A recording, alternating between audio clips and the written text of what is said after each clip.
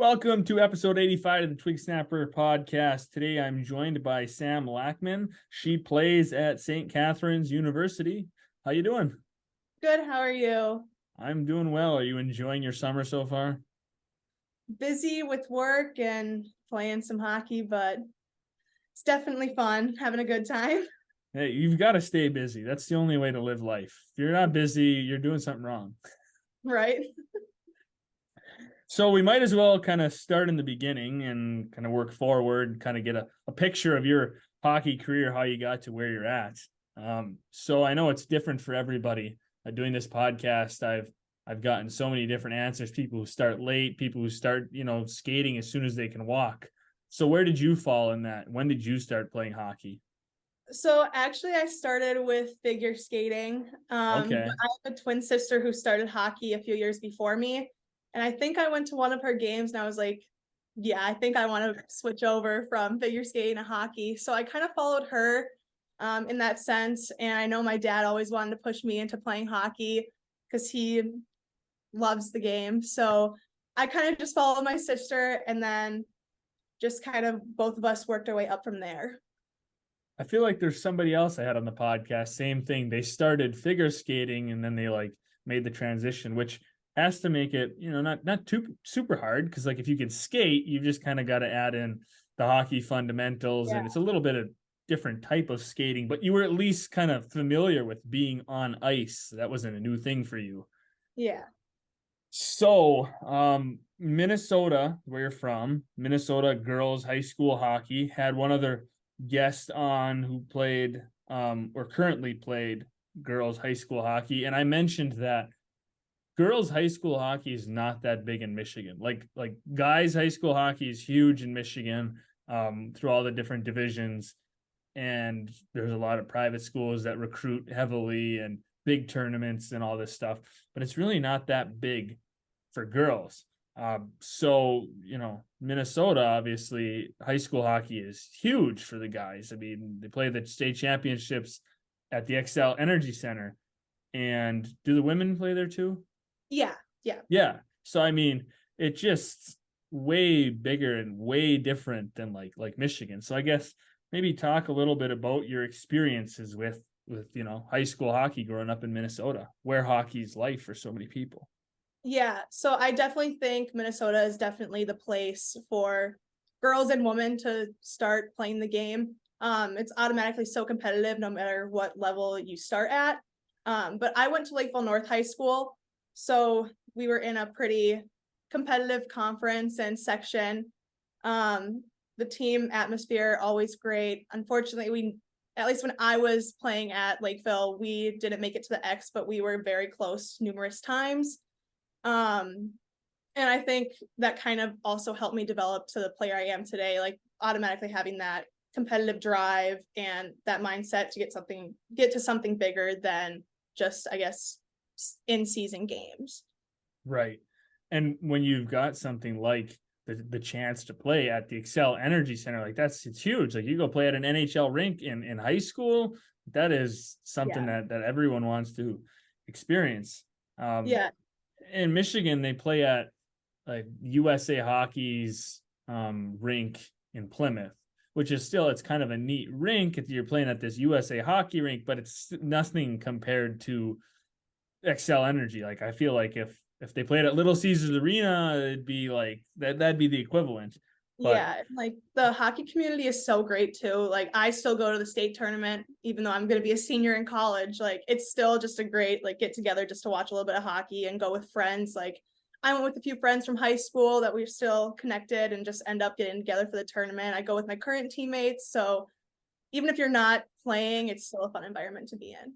Yeah. And that's what it seems like just for Minnesota kind of in general for hockey. The culture runs so deep. I can't remember what it was, but I was at a film class at Michigan Tech, and we had to attend a film festival. And one of the films they had was a documentary that followed two Minnesota boys hockey teams. I can't remember what it was called. It was a really good documentary, but it kind of just showed you really how much hockey is life for some of these towns. Hockey is life for some of these kids. And just like it gave you a good viewpoint of like growing up in some of these. One of them was a smaller school in a smaller division, and I think the other one was a bigger school in a bigger division. So you kind of got like two viewpoints. But it's really, I mean, for so many kids, from the moment they can walk, they're on skates, and then from then on, it's just hockey all the time. I mean, Yeah. it's just crazy. And Michigan's like that a little bit, but again, like you said, like especially for like girls hockey, there's nothing that really compares to growing up in Minnesota for that respect. Yeah, it's definitely a great hockey state. Yeah, Obviously, the state of hockey, but right. Yeah, I mean, there's not many states that compare. I mean, you could like it would probably be interesting if you took the best, players in high school in Michigan and Minnesota and then Massachusetts and like all these different states and had them compete, like who would come out on top. They'd probably be really close games. But if you look at Minnesota, like top to bottom as a whole, it's just obviously, it's a state of hockey, it's very competitive. yes, which is good. It's great, for development. Like you said, it makes you into a better hockey player. And that big stage at the end, like that makes you want to drive more and you get better. But then aside from high school hockey, you also played midgets. So kind of talk Yeah. about how you got into that and what that was like compared to high school. So through high school, I unfortunately had a few injuries that kind of set me back a little bit. And I've always been loyal to my AAA midget team, Minnesota Ice Cougars. So I think since I was 10, I was playing for that program and just kind of played until I aged out. In my senior year of high school, I think it was junior year of high school, mid-season, my coach from summer hockey reached out to me and was like, hey, we're getting together this team for the winter. We'll travel, play more games. And I was like, okay, I could be interested in this, but again, it's my senior year of high school. Like, I still want to play with my friends and try to get to this big stage. But the game comparison and amount of exposure you get at these huge recruiting tournaments, like the ones in Michigan or Toronto, in those places, I was like, I can't pass this up because I'm already coming back from an injury. I need to at least get as much exposure as I can, get as much ice time as I can. And just the season's a lot longer. So you don't have that off time in between finishing up high school season into transitioning to spring and summer hockey. It just kind of went all the way through. Yeah. So what kind of injuries did you deal with throughout high school? I had double mastectomies, so I've gotten both my meniscus done. Wow. Yeah. It's a lot. Yeah. But I mean, everything's great now. So I'm very thankful for that. And I honestly do owe a lot of my recruiting to the ice career program, just because I grew up through it and I always wanted to play college hockey. So shout out Mira, but she was a very, very big reason why I am playing college hockey. Yeah. Well, let's go into that. I think it's a good kind of transition to like your recruiting, going from midgets, getting that exposure. What was recruiting like for you? I know everybody's got, some people it's like super easy. They don't have a problem. Other people, it's the most stressful time of their life. For me, it was kind of stressful, sort of in the middle. I think I'm a confident person. I know when I need to go, showcase my skills, and know when it's a good time to reach out and whatnot. But I was a very late commit to St. Kate's. I am pretty sure I committed after decision day or on decision day in May of my senior year. So I was very much in a place where I just didn't know where I wanted to go, what program I was going to fit into, what I wanted to study. So all those things I kind of took into account when looking for a school. And I had a former teammate at Lakeville North who actually played at St. Kate's, and she spoke nothing but highly of the program. And I went and watched a game. The team culture seemed great. The coaches seemed great. Visited, same thing. And that's kind of how I ended up here. She was a big influence on why I came to St. Kate's. And I'm very happy I picked St. Kate's. I mean, if I were to do it all over again, I probably would choose St. Kate's again. That's always, a reassuring thought when you like think about it. Like if I would do life over again, would I make the same choices? And when you like say like, yeah, I would, then obviously you're doing something right if you would go through it again. Did you have like a priority list at all? Like these are things I want in a school. Was location a factor? Different things when you were like going through the process, other than you said, you had somebody you knew that played at your school that was an influence. Like, were there other things that you had on a list? You're like, these are things I want. Yeah, definitely. This is going to contradict exactly what I just said, but my thoughts, I really wanted to be far away from home. I was looking for something like that just to get away and might as well try something new in college. And a big thing was I wanted to play with my sister, and she wanted to stay close to home, but now she's on the East Coast. So we kind of flipped roles there. But I went into school undecided. So I was still trying to navigate what I wanted to do for a career, major, minors, whatnot. And I knew St. Kate's did have a good rep with a lot of their academics. So I knew that might be a good spot for me just to try new things. And then now eventually, since I'm going to be graduating next spring, I kind of have that all set in stone, I guess, for I want. And like the professors are great. That's what I was looking for too. Small class sizes. I didn't want to be just a number in an auditorium. So just a way to make better connections, better network, but also still play the sport I love. I've never thought about that, like coming in undecided, like how much harder that could be as an athlete. Like, as a regular student, you're trying to figure out what you want to do. And it's hard enough to like make that decision going into college. But you're an athlete, you've got that like whole recruiting aspect, trying to pick schools, and you've got to figure out your major at the same time. It's kind of like a lot, of extra thought and stress to take in, because you can change your major in college. You can change as much as you want, but obviously it's a pain. Nobody wants to go through that. So, you can make the decision, oh yeah, I want to go into this, and you can change it, but it's a stressful time period. And I'm just guessing that being an athlete, it's much harder because school is not your only focus, obviously. I mean, it's important, but you've also got your sport in there. I mean, I think for me, my coaches at least really prioritize academics and want you to do what you want to do. So for me, I came in like a couple months into my freshman year being political science, criminal justice. And I was sitting there like, I don't know if this is exactly what I want to do. And I had meetings with my coaches, my advisors, professors, and it was honestly a very smooth transition. Like I personally didn't have a problem, but I know a lot of other student athletes do. But I think that small campus, like smaller community, helps that transition run smoothly. Yeah. If you're at a school with 50,000 students and there's just, you're thrown into this mess and you're kind of just a number, you got classes that are 500 people, and it's a lot different than, like you said, small class size, smaller program, smaller school, just kind of smaller community in general. So one thing obviously that kind of sticks out in everyone's memory is their first goal. So why don't you tell us about your first college goal? So I personally am not a big scorer, but my first goal was actually memorable.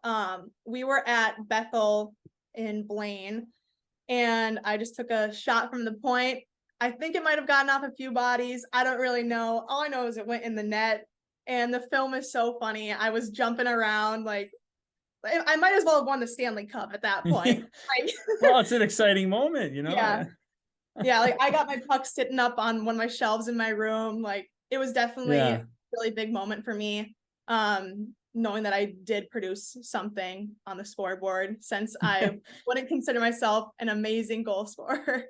Hey, you don't have to be a great goal scorer. All you need is one. And you can say, hey, I scored a goal in college. That's all you got. You've got it over a lot of people. Yeah, and hopefully they keep coming, right? Right, exactly. Well, I've seen plenty of people looking at stats. It's like they're at their senior year of college and they have yet to score a goal. Like they've got assists, they just don't have a goal. And that obviously you can contribute in other ways, but everyone wants that goal. Like that, just you want that. Feels good. looks good. It all, Especially as a freshman too. I was Yeah. over the moon excited. You like kind of get that. You throw a little weight off your back, the monkey's off your back. You got that Yeah. first goal. Like, all right, like I want some more, but the first one's out of the way. And usually the first one's the hardest one to get. So if you can get it early, you're sitting pretty good. So, overall, you said you wouldn't change anything. So obviously you're very happy with the team, the way the coaches are. And you said you liked that in the recruiting, but obviously you don't really get a full feel until you start to play. I mean, you could kind of like it, you start to play and you're like, I don't really like it anymore. But obviously you seem pretty happy and, just like overall the team, which is what anyone can hope for, when you make that decision. Again, you can transfer, but it's not easy. It's pain. It's a pain, and it's just more stress to add on to our already stressful life. Right. I mean, it's hard enough to be a regular college student. I can't imagine being a college athlete and trying to balance, especially hockey. You travel a lot, or basketball. There's some sports that you don't travel as much, but you travel every week for hockey. And yeah, I mean, luckily for at least my conference, a lot of our teams are 15 minutes away, except for driving to Duluth or Moorhead. So yeah, it's not that makes it better. Travel days, which is super nice. Yeah, right. Yeah, the closest D3 school, you guys you played them. They're no longer in existence, but Finlandia, as I grew up in Hancock, gave you guys a great start to the season. 11-1 in that first game. But like they had to travel, like to Adrian or whatever. Like that's a like long ride downstate or over to you guys or just anything. So like it's hard being way up there in the UP. There's nothing around. Definitely a long drive up there too. Yeah. So in a non-hockey sense, what do you like to do for fun?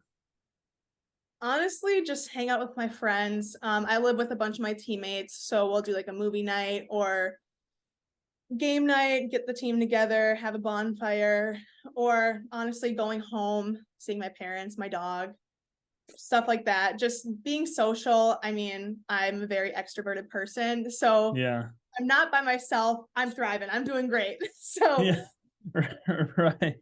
So you mentioned movies. What kind of movies do you go towards? Would you like comedies, dramas, or horror movies? My roommates and I have been really getting into our horror movie phase. Oh boy. We're not fans of them at all, but we're gonna persevere. We're gonna do it because we all want to go see Insidious 5 in theaters when it comes out in July. Oh boy. It's not gonna be good, but we're gonna do it. You're gonna have nightmares. You're gonna every time you hear a noise at night, you're gonna be afraid. Yep, that's how it normally goes. Yeah. You gotta throw on a comedy after, or like throw on a little Victorious or some. You gotta throw in something a little lighthearted to like lighten the mood after you just had that horrible. Right. But otherwise, like I'm very into like true crime documentaries. I'm a huge documentary gal. I love it. I've probably seen almost, if not all, the documentaries on Netflix. Oh. I don't like true crime things because then I'm just like disturbed at what that person did or like like I don't I like to stay away from that stuff. I mean, I'm just in it for like the interesting things. Like I'm like, you know what? It's just a documentary, even though like it's real. But yeah, you can't say like the horror movies like it's fake, it's not real. That actually happened. He actually did dismember that person. Like he was nuts, and he is real. Yeah. Like right now, I think I'm trying to think of it's on Max. I think it's The Last of Us. We're watching that as a house right now. Oh yeah. But throw on a comedy. Like that one seems pretty intense too. Well, like there's like what, some super virus that's like wiping out the planet or something. Yeah, it's honestly really good. I wasn't gonna watch it because I was like, that seems a little scary for me. But yeah, honestly, really good. I can't do those kinds of shows. I stay away from horror movies. I stay away from anything with. It's too much. The most I do is like Game of Thrones, which there's a lot in that, but it's just different, I guess. Yeah. I don't know. I mean, I couldn't watch it by myself at all. Like nothing like that. I couldn't watch it with somebody, so you know. We just turn it into a little bit of comedy. Some comedic relief is thrown in there. So yeah. The only, like if you watch some of the 80s horror movies, you can definitely turn those into comedic relief because you're like, oh, this is so like cheesy, really. Like I'll let my roommates know. We might get on that tonight. Have you watched any like 80s horror movies? No. Like Friday the 13th or Halloween or Poltergeist or any of those? No, because I thought I was gonna be really scared. But now I think I've hit like the top. What So horror movies have you been watching?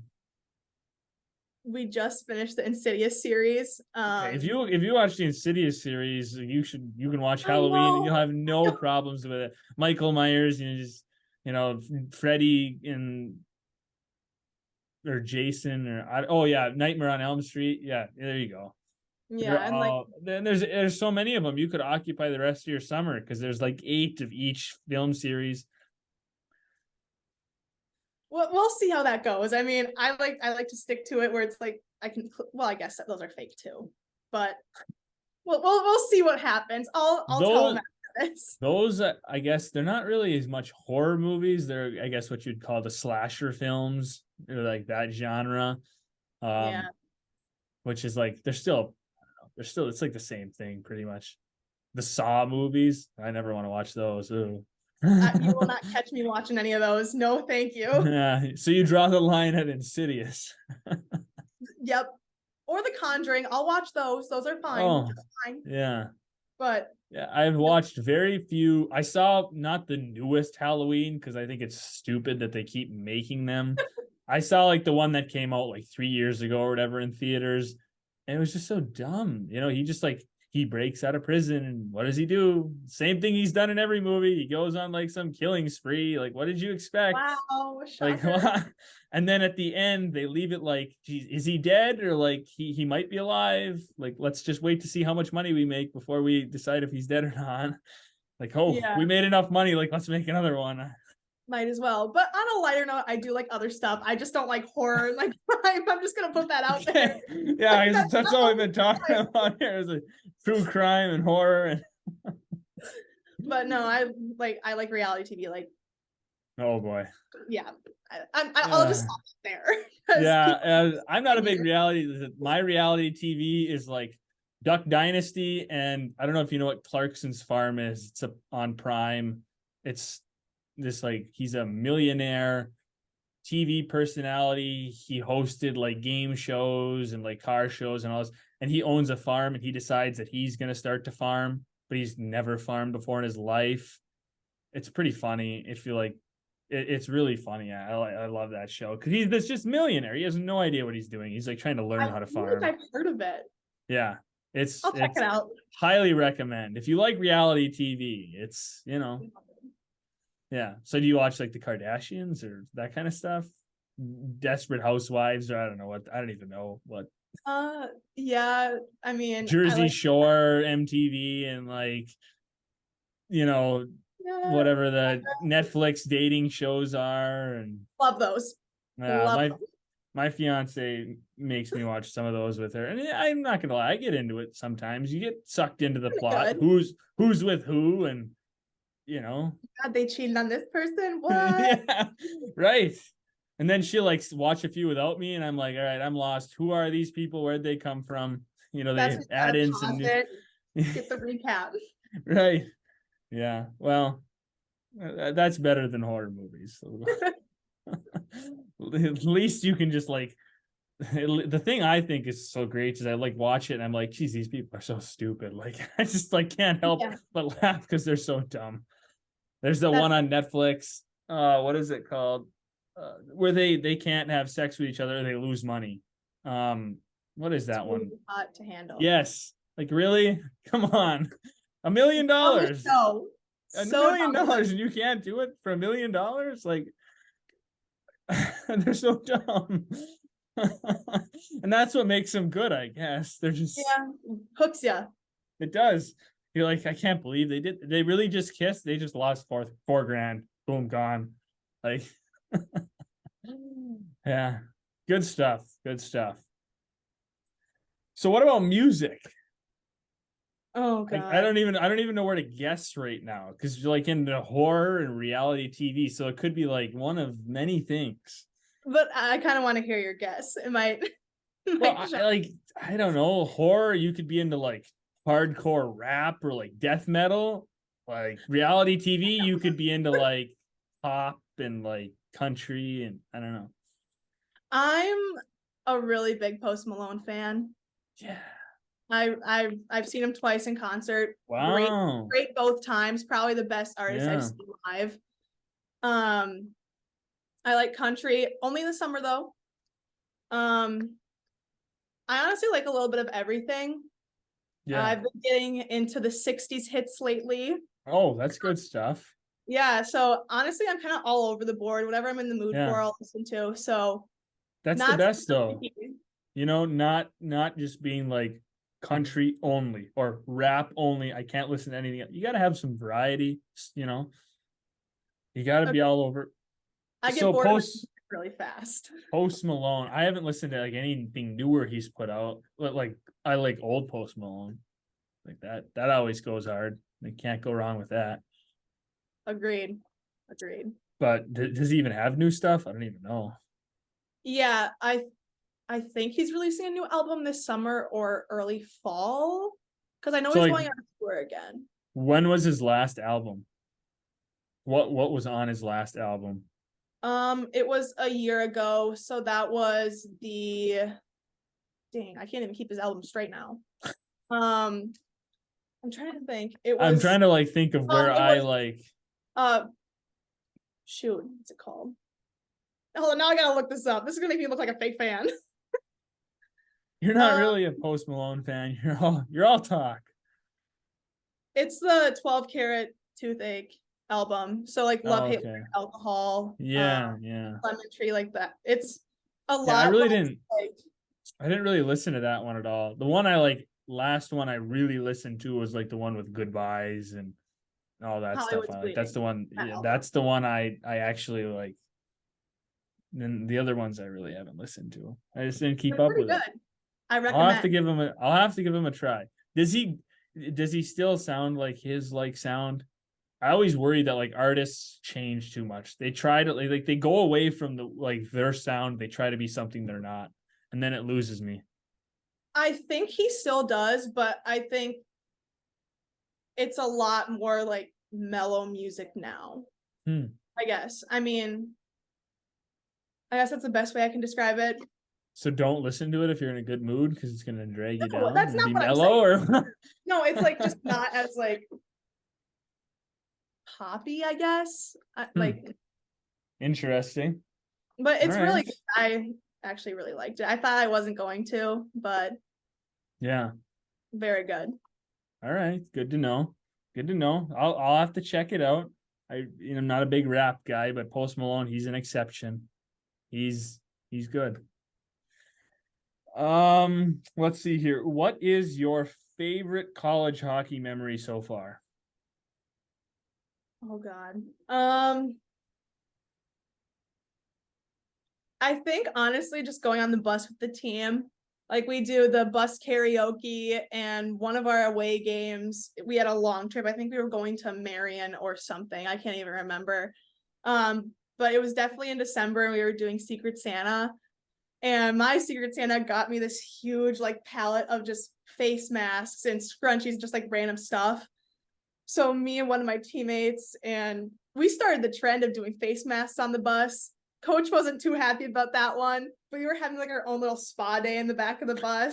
So that probably will take like top 5 most favorite memories for sure. Because it was a hoot. It was so funny. But freshman karaoke will always be hilarious. On the bus? Yeah. Okay, so I like to ask people this question sometimes. What's your go-to karaoke song? Oh. I don't know what it would be now. It'd probably be like something like Katy Perry or Kesha or something like that. But for my freshman song, this is so embarrassing. I sang Huma Huma Nuka Nuka Appa Wa'a from High School Musical 2. I bet that was fun for the team to watch. Oh yeah, it was great. They loved it. I'm sure that, did you? Oh, I had a great time. I said I'd go again. Oh, there you go. I would not. Oh, hey, I was saying maybe you really like were into it and you like. I wouldn't say I'm musically talented, so. But it was fun. Like, it's always just a fun tradition for us to do, and Yeah, everyone always laughs and has a good time. So that still there's nobody who's been able to beat the best one I've heard, like just for the craziest. Anya Laxton on Worcester State women's hockey team. Hers was Break Stuff by Limp Bizkit. And I was like, that is not a karaoke song at all. Like I want to hear this, like somebody doing karaoke to that. that's funny. Like that's so far nobody's topped that.